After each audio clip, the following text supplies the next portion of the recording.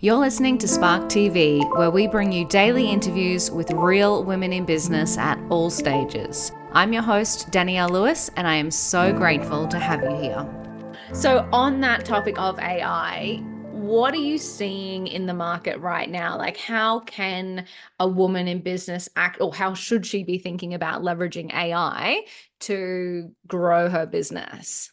Yeah, I think the first place to think about AI is it is absolutely a productivity tool. And that's probably like the Mm. first sort of use cases that are very applicable to, a business owner, like something that you're doing all the time. It takes a lot of time and maybe it's like quite tedious. And you can find a way to make it, much faster with an AI tool.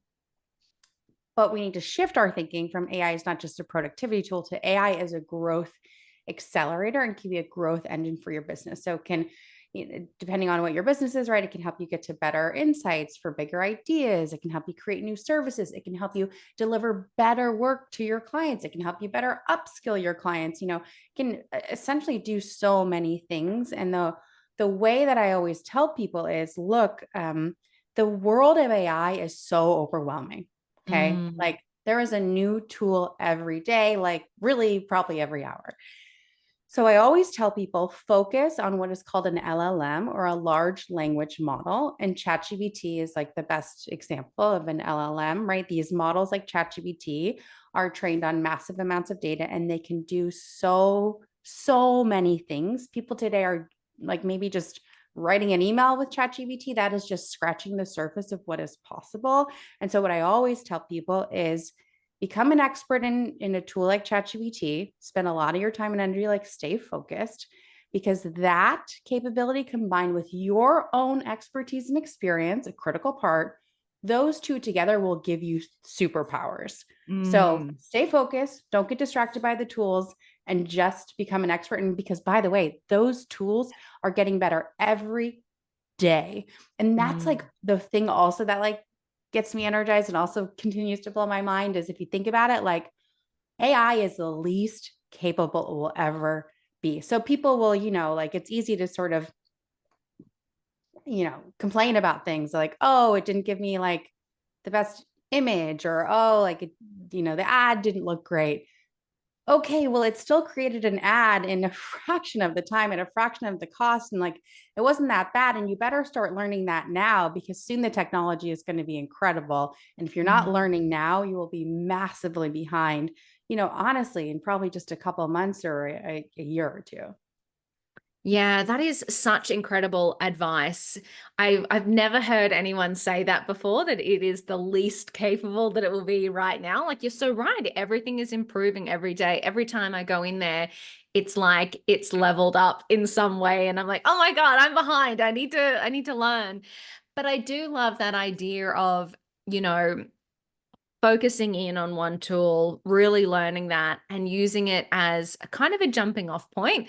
I think Yeah, that's the interesting thing as well is, we don't have to be full on experts. We don't have to replace everything in our business with AI on day one.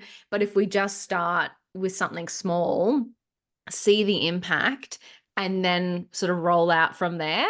I love your, maybe the image isn't quite what you wanted it to be, or maybe the ad isn't, or maybe the article. It's like, but if you're staring at a blank page, it might take you hours to get started or hours to complete that task. If it gets you exactly. like Yes. Yes. 50% of the way, that's Yes. huge. Yes. And the other thing to keep in mind, like when you say article, is you have to keep in mind that, like most things in life, the quality of the input guides the quality of the output. So people will say all the time, oh, it doesn't sound like me. Okay. Well, if you spend time, sharing materials with it on how you speak, if you did a tone of voice analysis on yourself, if you shared that, like I know it will sound like you, right? And so also just sort of pausing and saying, okay, how do I do better? Because I see Mm. also like people get something back and they're like, this isn't what I wanted, and like that this is like ChatGPT, can't do anything. And but think about ChatGPT or a tool like that as a really capable, motivated, um, always pleasant, like intern or new hire. Okay. And when your intern or new hire comes to you and it's not the work you were looking for, you don't say, like, oh my gosh, you're so stupid. Like, get out of here. You're Right. fired. Yeah. Yeah, exactly. You say, okay, how do I provide more direction? How do I share Mm. some examples? Like, how do we go step by step? Right. And that's the mindset in which you need to be interacting with these tools.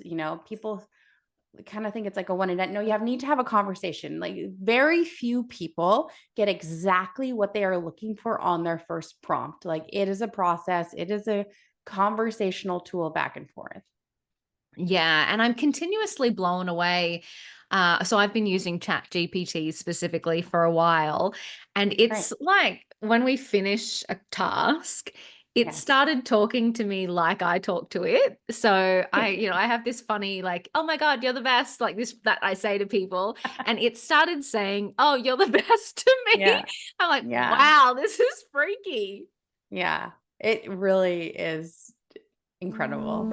That wraps another episode of Spark TV. Shout out to Spark TV sponsor IP Australia for their amazing support of the Spark podcast and women in business. And if no one tells you today, you've got this.